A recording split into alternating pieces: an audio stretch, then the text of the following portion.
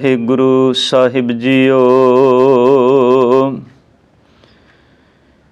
एक दूजिबो लख हो है, लख हो है लख बीस।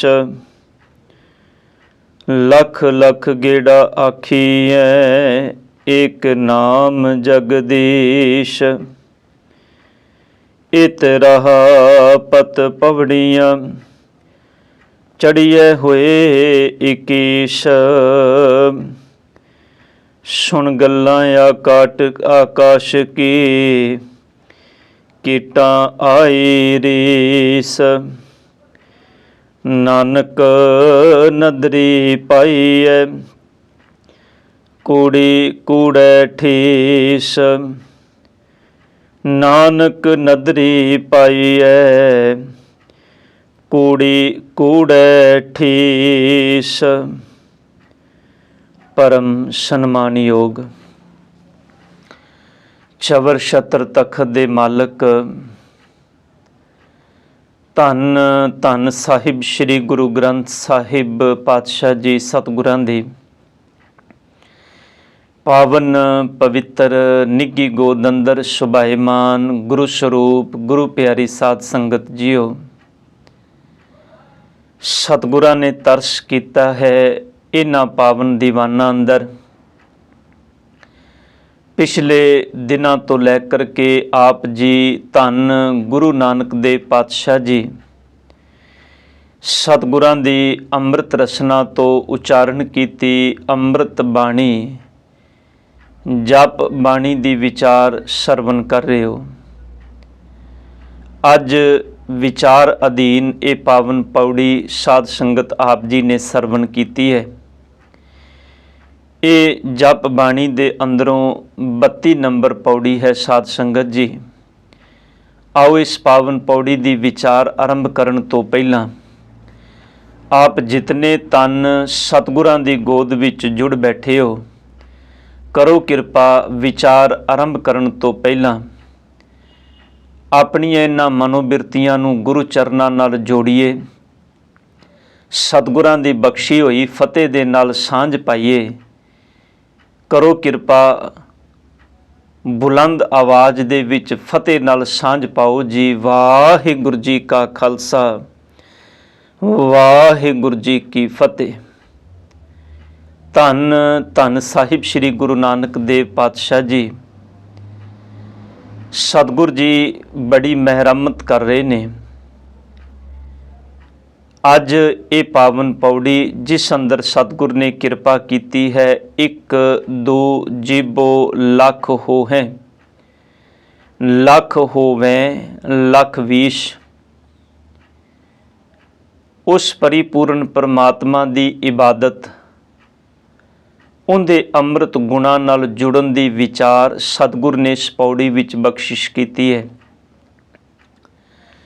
जिथे सतगुरु ने अमृत बाणी दे अंदर परमात्मा दे रब्बी गुणां दी गल कीती है, उथे सतगुरु गुरु नानक साहब जी ने कृपा कीती है भी सचियार बनन दे लई तो किवें परमात्मा दी कुदरत तो प्रेरणा लै सकना है, तो किवें अपने जीवन नूं परमात्मा दे रस्ते ते साध सकना है। और सब तो वड्डी गल, जिन्नी देर तक इस मन नूं नहीं जितिया जाता उन्नी देर तक साध संगत जी ये कर्म ये विचार ये फिलोसफी उन्नी देर तक संपूर्ण नहीं। ये बचन आपां पिछे भी पढ़ के गए हैं जिथे सतगुरु ने जिक्र किया भी मन जीतै जग जीत।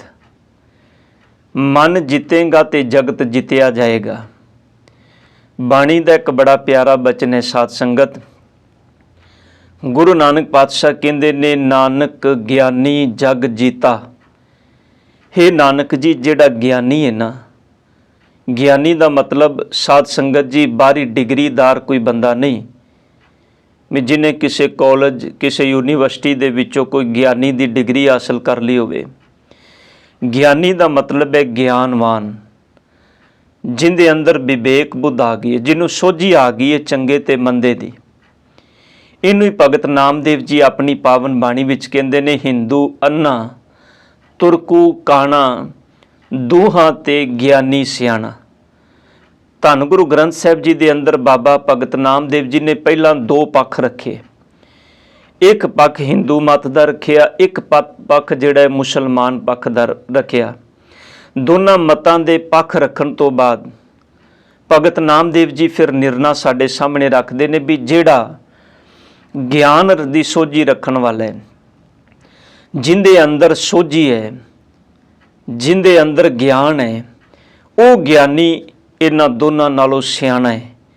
ਭਾਵੇਂ ਉਹ ਕਿਸੇ ਜਾਤ, ਕਿਸੇ ਵਰਨ, ਕਿਸੇ ਮਜ਼ਹਬ, ਕਿਸੇ ਫਿਰਕੇ ਦੇ ਅੰਦਰ ਬੱਝਾ ਹੋਇਆ ਨਹੀਂ, ਪਰ ਉਹ ਗਿਆਨੀ ਜਿੰਦੇ ਕੋਲ ਗਿਆਨ ਹੈ, ਜਿੰਦੇ ਕੋਲ ਸੋਝੀ ਆਤਮਿਕ ਜੀਵਨ ਦੀ, ਉਹ ਦੋਨਾਂ ਨਾਲੋਂ ਸਿਆਣਾ ਹੈ। ਅੱਜ ਸਤਿਗੁਰੂ ਜੀ ਬਖਸ਼ਿਸ਼ ਕਰਦੇ ਨੇ ਜਿਹੜੇ ਬਚਨ, ਇਹਨਾਂ ਬਚਨਾਂ ਦੀ ਵਿਚਾਰ ਇੱਥੋਂ ਹੀ ਆਪਾਂ ਸ਼ੁਰੂ ਕਰਨੀ ਹੈ। ਗੁਰੂ ਨਾਨਕ ਸਾਹਿਬ ਕਹਿੰਦੇ ਨੇ, ਨਾਨਕ ਗਿਆਨੀ ਜਗ ਜੀਤਾ। ਹੈ ਨਾਨਕ ਜੀ, ਜਿਹੜਾ ਗਿਆਨਵਾਨ ਮਨੁੱਖ ਹੈ, ਜਿਹਨੂੰ ਸੋਝੀ ਆ ਗਈ ਹੈ, ਜਿਹਨੂੰ ਅਕਲ ਆ ਗਈ ਹੈ, ਜਿਹਨੇ ਮਤ ਗੁਰੂ ਕੋਲੋਂ ਲੈ ਕੇ ਗੁਰੂ ਦੀ ਮਤ ਨੂੰ ਧਾਰਨ ਕਰ ਲਿਆ ਹੈ, ਧੰਨ ਗੁਰੂ ਨਾਨਕ ਸਾਹਿਬ ਕਹਿੰਦੇ ਨੇ ਉਹ ਸਾਰੇ ਜਗਤ ਨੂੰ ਜਿੱਤ ਲੈਂਦਾ ਹੈ। ਸਾਰਾ ਜਗਤ ਉਹਦੇ ਹੁਕਮ ਵਿੱਚ ਹੁੰਦਾ ਹੈ, ਸਾਰਾ ਜਗਤ ਉਹਦੇ ਅਕੋਰਡਿੰਗ ਜੀਵਨ ਜਿਉਂਦਾ ਹੈ। ਇਹਨੂੰ ਤੁਸੀਂ ਬਾਣੀ ਵਿੱਚ ਇੰਜ ਵੀ ਪੜ੍ਹਦੇ ਹੋ। ਧੰਨ ਗੁਰੂ ਨਾਨਕ ਸਾਹਿਬ ਪਾਤਸ਼ਾਹ ਗੁਰੂ ਅਰਜਨ ਸਾਹਿਬ ਜੀ ਦੇ ਪਾਵਨ ਬਚਨ, ਪਾਤਸ਼ਾਹ ਕਹਿੰਦੇ ਨੇ, ਜਾ ਕੋ ਹਰ ਰੰਗ ਲਾਗੋ ਇਸ ਯੁਗ ਮੈਂ, ਸੋ ਕਹੀਅਤ ਹੈ ਸੂਰਾ, ਆਤਮ ਜਿਣੇ ਸਗਲ ਵਸਤਾਂ ਕਹਿ, ਜਾਂ ਕਾ ਸਤ ਗੁਰ ਪੂਰਾ। ਜਿੰਦੇ ਤੇ ਪੂਰੇ ਸਤਿਗੁਰ ਦੀ ਮਿਹਰਮਤ ਹੋ ਗਈ। ਧੰਨ ਗੁਰੂ ਨਾਨਕ ਸਾਹਿਬ ਕਹਿੰਦੇ ਨੇ ਉਹ ਆਤਮ ਜਿਣੇ, ਉਹ ਆਪਣੀ ਆਤਮ ਨੂੰ, ਆਪਣੇ ਮਨ ਨੂੰ ਜਿਣੇ, ਜਿਣੇ ਦਾ ਮਤਲਬ ਹੈ ਜਿੱਤਣਾ। ਉਹ ਆਪਣੇ ਮਨ ਨੂੰ ਜਿਣ ਲੈਂਦਾ ਹੈ, ਆਪਣੇ ਮਨ ਨੂੰ ਜਿੱਤ ਲੈਂਦਾ ਹੈ। ਤੇ ਸਤਿਗੁਰੂ ਕਹਿੰਦੇ ਨੇ ਆਤਮ ਜਿਣੇ ਸਗਲ ਵਸਤਾਂ ਕਹਿ, ਉਹਦੇ ਵਸ ਵਿੱਚ ਫਿਰ ਸਾਰਾ ਜਗਤ ਹੈ। ਭਾਵ ਉਹਨੂੰ ਪਰਮਾਤਮਾ ਦੀ, ਕਾਇਨਾਤ ਦੇ ਸਾਰੇ ਜਗਤ ਦੀ ਸੋਝੀ ਪ੍ਰਾਪਤ ਹੋ ਜਾਂਦੀ ਹੈ। ਉਹ ਇੰਨਾ ਵਿਸ਼ਾਲ ਹੋ ਜਾਂਦਾ ਹੈ, ਸੁਰਤ ਦੇ ਪੈਂਡੇ, ਸੁਰਤ ਦੀ ਸੁਰਤ ਕਰਕੇ, ਉਹ ਆਪਣੀ ਸੋਚ ਕਰਕੇ ਇੰਨਾ ਵਿਸ਼ਾਲ ਹੋ ਜਾਂਦਾ ਜਿੰਨਾ ਵਿਸ਼ਾਲ ਇਹ ਬ੍ਰਹਿਮੰਡ ਹੈ। ਜਿਹਨੂੰ ਪਾਤਸ਼ਾਹ ਕਹਿੰਦੇ ਨੇ, ਮੰਨੇ ਕੀ ਗਤ ਕਹੀ ਨਾ ਜਾਏ, ਜੇ ਕੋ ਕਹੇ ਪਿੱਛੇ ਪਛਤਾਏ। ਜਿਹਨੂੰ ਸਾਹਿਬ ਕਹਿੰਦੇ ਨੇ, ਸੁਣਿਆ ਧਰਤ ਧਵਲੇ ਆਕਾਸ਼, ਸੁਣਿਆ ਦੀਪ ਲੋ ਪਾਤਾਲ, ਸੁਣਿਆ ਪੁਹ ਨਾ ਸਕੈ ਕਾਲ, ਨਾਨਕ ਭਗਤਾਂ ਸਦਾ ਵਿਗਾਸ, ਸੁਣਿਆ ਦੁਖ ਪਾਪ ਕਾ ਨਾਸ਼। ਧਿਆਨ ਦੇਣਾ ਸਾਧ ਸੰਗਤ। ਧੰਨ ਗੁਰੂ ਨਾਨਕ ਪਾਤਸ਼ਾਹ ਜੀ ਅੱਜ ਬਖਸ਼ਿਸ਼ ਕਰਦੇ ਨੇ। ਸਾਹਿਬ ਕਹਿੰਦੇ ਨੇ, ਗਿਆਨੀ ਜਗਤ ਨੂੰ ਜਿੱਤਦਾ ਹੈ, ਪਰ ਦੂਜੇ ਪਾਸੇ ਜਿੰਦੇ ਕੋਲੋਂ ਸੋਝੀ ਨਹੀਂ, ਉਹ ਜਗਤ ਦੇ ਹੱਥੋਂ ਜਿੱਤਿਆ ਜਾਂਦਾ ਹੈ। ਨਾਨਕ ਗਿਆਨੀ ਜਗ ਜੀਤਾ, ਜਗ ਜੀਤਾ ਸਭ ਕੋਈ। ਸਾਧ ਸੰਗਤ, ਅਸੀਂ ਅੱਜ ਜਿਸ ਮੈਂਟੈਲਿਟੀ ਵਿੱਚ ਜੀ ਰਹੇ ਹਾਂ, ਜਿਸ ਸੋਚ ਵਿੱਚ ਜੀ ਰਹੇ ਹਾਂ, ਉਸ ਸੋਚ ਦਾ ਪੱਧਰ ਹੈ ਵੀ ਅਸੀਂ ਜਗਤ ਦੇ ਵਸ ਵਿੱਚ ਜੀ ਰਹੇ ਹਾਂ। ਅਸੀਂ ਕੋਈ ਕੰਮ ਕਰਨਾ ਹੁੰਦਾ, ਅਸੀਂ ਜਗਤ ਨੂੰ ਮੁੱਖ ਰੱਖਦੇ ਹਾਂ, ਸੰਸਾਰ ਨੂੰ ਮੁੱਖ ਰੱਖਦੇ ਹਾਂ। ਅਸੀਂ ਹਰ ਕਾਰਜ ਨੂੰ ਕਰਨ ਤੋਂ ਪਹਿਲਾਂ ਇਹ ਵੇਖਦੇ ਹਾਂ ਵੀ ਜੇ ਇਹ ਕਾਰਜ ਇਸ ਢੰਗ ਨਾਲ ਕੀਤਾ ਤੇ ਲੋਕੀ ਕੀ ਕਹਿਣਗੇ। ਸਾਡੇ ਮਨ ਵਿੱਚ ਇਸ ਗੱਲ ਦੀ ਕੋਈ ਵਿਚਾਰ ਪੈਦਾ ਨਹੀਂ ਹੁੰਦੀ ਵੀ ਜੇ ਮੈਂ ਇਹ ਕਰਮ ਸੰਸਾਰ ਦੀ ਰੀਤ ਦੇ ਅਨੁਸਾਰ ਕੀਤਾ ਤੇ ਮੈਂ ਗੁਰੂ ਨੂੰ ਕੀ ਕਵਾਂਗਾ। ਮੈਂ ਕਦੀ ਨਹੀਂ ਸੋਚਿਆ, ਕਿਉਂਕਿ ਮੈਂ ਗੁਰੂ ਦੀ ਪ੍ਰੈਜ਼ੈਂਸ ਨੂੰ, ਗੁਰੂ ਦੀ ਹਜ਼ੂਰੀ ਨੂੰ ਕਦੀ ਸਮਝਿਆ ਹੀ ਨਹੀਂ। ਮੈਂ ਲੋਕਾਂ ਵਿੱਚ ਜਾਣਾ ਤੇ ਮੇਰੇ ਮਨ 'ਚ ਡਰ ਹੁੰਦਾ ਹੈ ਵੀ ਮੈਂ ਇਹ ਕੰਮ ਇੰਜ ਕੀਤਾ ਤੇ ਲੋਕ ਕੀ ਕਹਿਣਗੇ।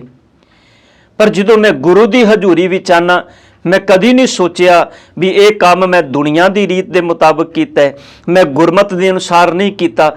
ਹੁਣ ਗੁਰੂ ਮੈਨੂੰ ਕੀ ਕਹਿਣਗੇ, ਕਿਉਂਕਿ ਮੈਂ ਗੁਰੂ ਨੂੰ ਹਾਜ਼ਰ ਨਾਜ਼ਰ ਜਾਣਦਾ ਹੀ ਨਹੀਂ। ਬਸ ਆਹੀ ਇੱਕ ਵਿਚਾਰ ਹੈ ਸਾਧ ਸੰਗਤ, ਜਿਸ ਕਰਕੇ ਅਸੀਂ ਦਿਨੋਂ ਦਿਨ ਆਤਮਿਕ ਸੋਚ ਤੇ ਪੱਧਰ ਕਰਕੇ ਨੀਵੇਂ ਹੁੰਦੇ ਜਾ ਰਹੇ ਹਾਂ, ਕਿਉਂਕਿ ਅਸੀਂ ਗੁਰੂ ਦੇ ਚਰਨਾਂ ਵਿੱਚ ਸੀਸ ਤੇ ਝੁਕਾਉਂਦੇ ਹਾਂ, ਪਰ ਗੁਰੂ ਨੂੰ ਹਾਜ਼ਰ ਨਾਜ਼ਰ ਜਾਣਦੇ ਹੀ ਨਹੀਂ। ਜਦੋਂ ਗੁਰੂ ਨੂੰ ਹਾਜ਼ਰ ਨਾਜ਼ਰ ਜਾਣ ਲਵਾਂਗੇ, ਉਦੋਂ ਮਨ ਦੇ ਇਹ ਭੁਲੇਖੇ ਦੂਰ ਹੋ ਜਾਣਗੇ। ਉਦੋਂ ਸਮਝ ਆ ਜਾਏਗੀ, ਜਿਹਨੂੰ ਧੰਨ ਗੁਰੂ ਰਾਮਦਾਸ ਪਾਤਸ਼ਾਹ ਜੀ ਕਹਿੰਦੇ ਨੇ, ਲੋਕਨ ਕੀ ਚਤੁਰਾਈ ਉਪਮਾ ਤੇ ਬੈ ਸੰਤਰ ਜਾਰ, ਕੋਈ ਭਲਾ ਕਹੋ ਭਾਵੇਂ ਬੁਰਾ ਕਹੋ, ਹਮ ਤਨ ਦਿਓ ਹੈ ਡਾਰ। उदन समझ आ जाएगी भाई मैं ते अपने सतगुर दे हुक्म विचां। किन ही धड़ा किया मित्र सुत नाल पाई, किन ही धड़ा किया कुड़म सके नाल जवाई, किन ही धड़ा किया चौधरी नाल आपने सुआई। गुरु रामदास कहते ने हम हर स्यों धड़ा किया मेरी हर टेक, मैं हर बिन पख धड़ा अवर ना कोई, हों हर गुण गावां असंख अनेक। अज गुरु नानक साहब जी कहते ने एक दो जीबो लख हो है। हे मेरे मालक जी जे मेरिया एक जीब तो दो जीबां हो जान। ध्यान देना कोई भी संसार दे अंदर चीज़ असी बोलनी है, जीब परमात्मा ने सानू साधन दिता है जिंदे उत्ते शब्द टिकिया हुंदा है ते उन्हां शब्दां नूं असी बोलदे हां। एक जीभ मात्र ऐसा साधन है जिंदे नाल असी अपने अंदर दे वलवले किसी दे अगे रखने आ। एक जीभ मात्र ऐसा साधन सानू परमात्मा ने दिता है। जे जीभ ना होवे कदी सोच के वेखिए भी मनुख दा जीवन कैसा होएगा। अपने सामने संसार विच साध संगत जी प्रतख उदाहरणां ने जिहड़े अपनी रसना तो नहीं बोल सकते, वो अपने जीवन विच किन्ने अधूरे ने क्योंकि उन्हां कोल शब्द नहीं। वो अपनी गल किसी दे सामने नहीं बयान कर सकते बोल के, उन्होंने एक्शन अपने शरीर दीयां क्रियावां नाल अपनी गल दसनी पैंदी है।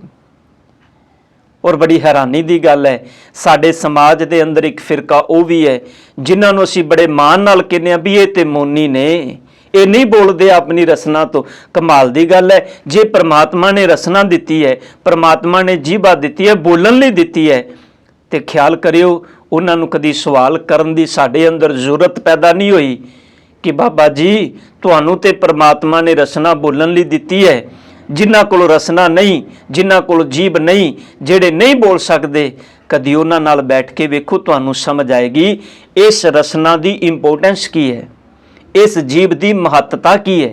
तुहानू तां समझ आएगी। अज तुहानू परमात्मा ने दिती है पर तुसी अडंबर कर रहे हो, तुसी पखंड विच जीवन जियो रहे हो, तुसी कहंदे हो असीं बोलदे नहीं। पर साहब गुरु नानक बाबा जी कहंदे ने जब लग दुनिया रही है नानक किछ सुनिए किछ कहिए। जदों तक दुनिया ते है गुरु नानक साहब कहंदे ने किसी दी गल सुन ते किसी नूं अपनी गल कह। पातशाह कहंदे ने मेरे मालक जे मेरी एक जीभ तो दो जीभा हो जान, दो जीभा तो लखां ही जीभा बन जान, लख होवे लख 20 ते लखां जीभा धन गुरु नानक साहब कहते हैं 20 लाख दे अंदर तब्दील हो जान। लख लख गेड़ा आखिए हुण एक एक जीभ तो मैं लख लख वरी परमात्मा दे नाम नूं जपां। गेड़ा दा मतलब हुंदा है साध संगत दोबारा दोबारा किसी चीज़ नूं जपना, किसी चीज़ नूं दोबारा दोबारा जिन्हों पुनरुक्ति कहने असीं वार वार किसी चीज़ नूं करना। पातशाह कहंदे ने लख लख गेड़ा आखिए। हुण एक जीभ तो दो, दो जीभ तो लखां, लखां जीभां तो 20 लाख जीभां। हुण साहिब कहंदे ने जे 20 लाख जीभां होण ते 20 लाख जीभां तो मैं सतगुर जी लख लख गेड़ा आखिए, एक एक जीभ तो मैं लख लख वार भी तुहाडे नाम नूं जपां। साध संगत ये हुण एक गिनती मैथड बड़ा लम्मा चौड़ा है भी सतगुर कहंदे ने भी लखां जीभां हो जान। हुण लखां जीभां ने, उन्हां लखां जीभां ने एक एक जीभ ने फिर लखां लखां वार जपिया, लख लख गेड़ा आखिए। की आखिया? एक नाम जगदीश, एक परमात्मा दे नाम नूं, एक अकाल पुरख दे नाम नूं इस रसना दे नाल जपिया, इस रसना दे नाल याद किया, उनके गुण चेता किए, उनके नाम नूं जपिया, उन्होंने वाहिगुरू आख्या, उन्होंने राम आख्या, उन्होंने रहीम आख्या, उन्होंने करीम आख्या, उन्होंने बेठुल आख्या। उनके वख वख नामां नूं मैं इस रसना तो जपिया। लख जीभां ने 20 लाख बन गईयां। 20 लाख जीभां दे नाल एक एक जीभ लख लख वार परमात्मा दे नाम नूं जप रही है। पर पातशाह जी दा अगला बचन बड़ा ध्यान देण योग है साध संगत। एत राह पत पवड़ियां। पत का मतलब इत्थे पति है। ध्यान देना कई विद्वान सज्जना ने पत का अर्थ पत इज्जत भी किया है, पर प्रिंसीपल साहब सिंह जी ने, प्रोफैसर साहब सिंह जी ने बड़े प्यारे अर्थ किए ने। वो कहते ने पत पवड़ियां, ये जड़ियाँ एत राह, आ जड़ा राह है, इस राह के उत्ते केड़ा राह? परमात्मा नूं मिलन दा राह, अकाल पुरख नूं मिलन दा राह जिहड़ा है, ये तरा पत पौड़ियां पति नूं मिलन दे लई, पति दे दर ते पहुंचण दे लई, परमात्मा नूं मिलन दे लई, ये जिहड़ियां पौड़ियां ने, ये तरापत पौड़ियां चढ़िए होए 21 दे आखरी अर्थ ने साध संगत एक रूप हो जाना।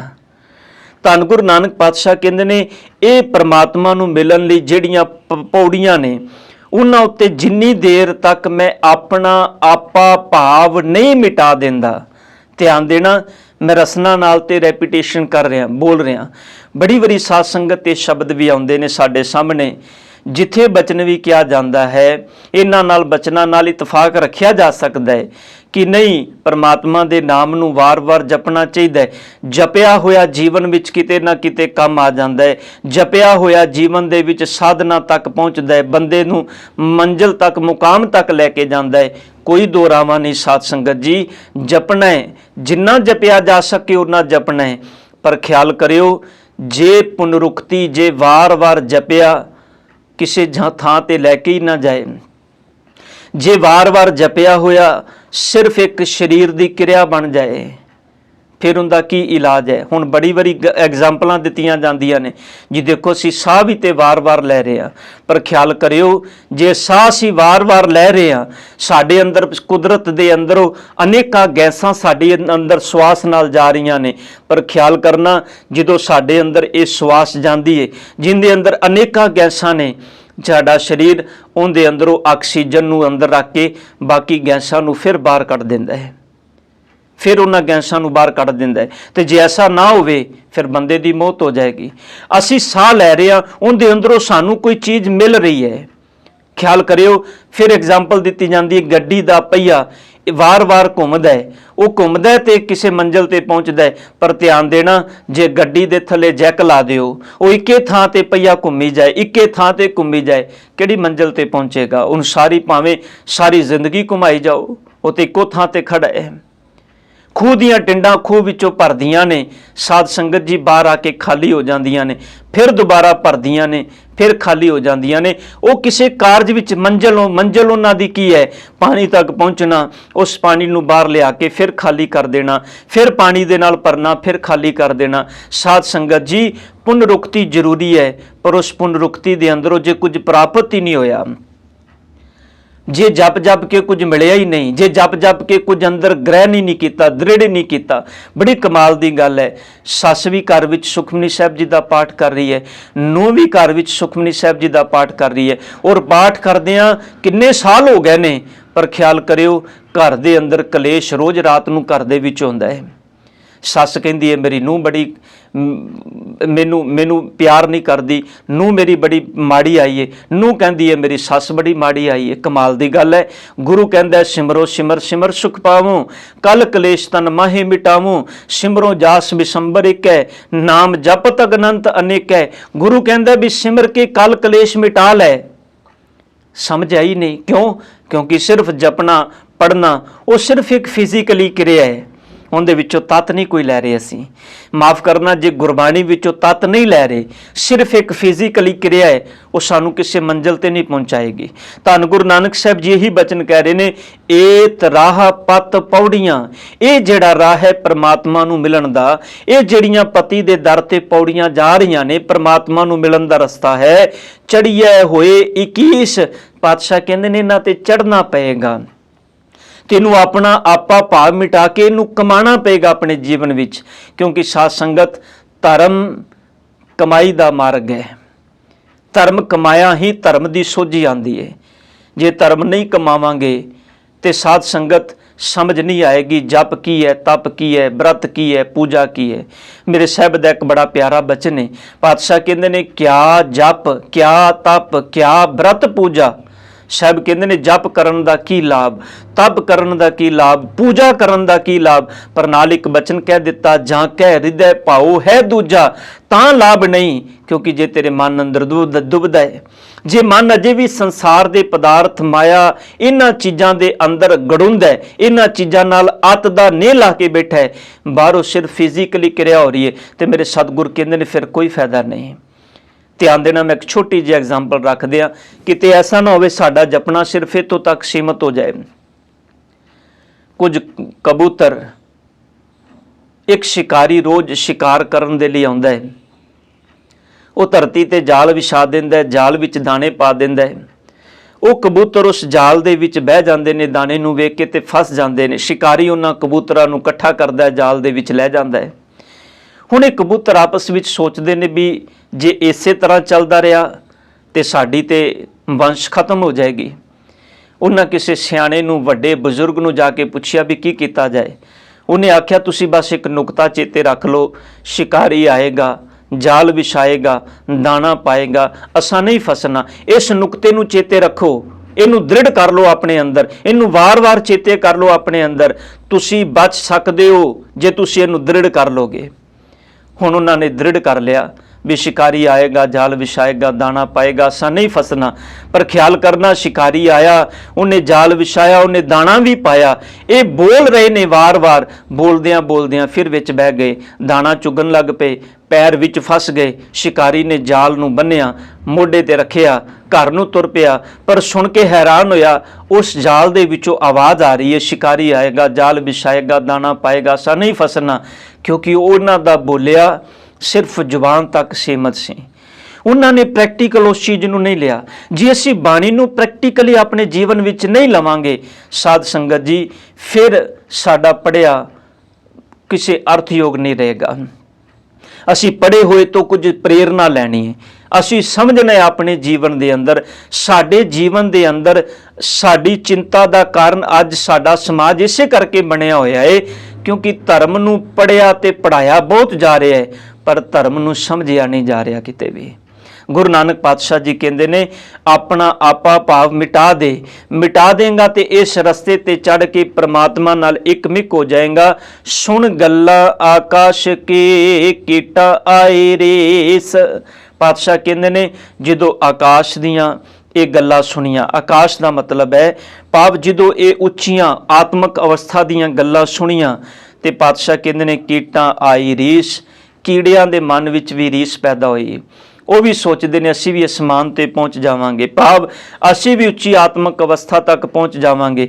ਪਰ ਪਾਤਸ਼ਾਹ ਕਹਿੰਦੇ ਨੇ, ਇਹ ਜਿੰਨੀ ਦੇਰ ਤੱਕ ਕਮਾਈ ਨਹੀਂ, ਉਨੀ ਦੇਰ ਤੱਕ ਆਪਣਾ ਆਪਾ ਭਾਵ ਮਿਟਾਇਆ ਤੋਂ ਬਿਨਾਂ ਇਸ ਅਵਸਥਾ ਤੱਕ ਪਹੁੰਚਿਆ ਨਹੀਂ ਜਾ ਸਕਦਾ।